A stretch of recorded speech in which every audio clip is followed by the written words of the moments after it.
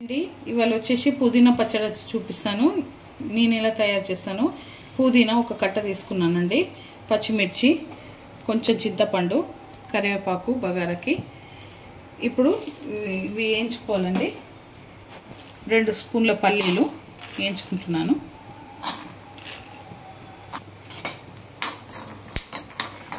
ఇలా వేయించుకోవాలి.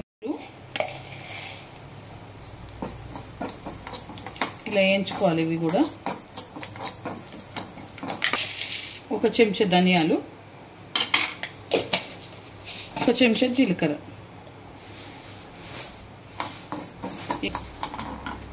పచ్చిమిర్చి వేయించుకోవాలండి.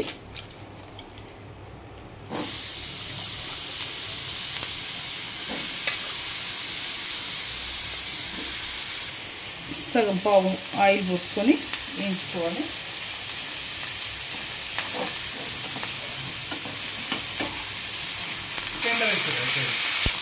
ఇలా వేయించుకోవాలండి. తీసేస్తున్నాను. ఆయిల్ పోసుకోవాలి.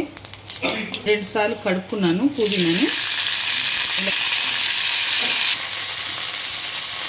ఓకే అండి, ఇలా మెత్తగా పేస్ట్ చేసుకోవాలి. అన్నీ వేసుకొని వెల్లుల్లి రెబ్బలు కూడా వేసుకున్నాను, ఒక 6-7.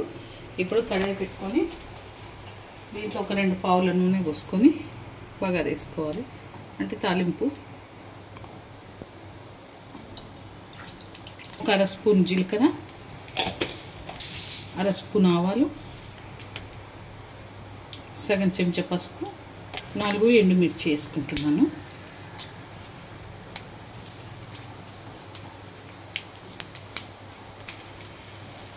కరివేపాకు వేసుకున్నాను.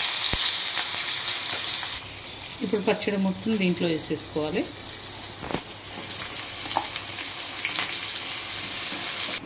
ఓకే అండి, పుదీనా పచ్చడి రెడీ అయిపోయింది. ఈ వీడియో కనుక నచ్చితే లైక్ చేయండి, షేర్ చేయండి, కామెంట్ చేయండి, సబ్స్క్రైబ్ చేయండి. చాలా బాగుంటుంది, మీరు కూడా ట్రై చేయండి.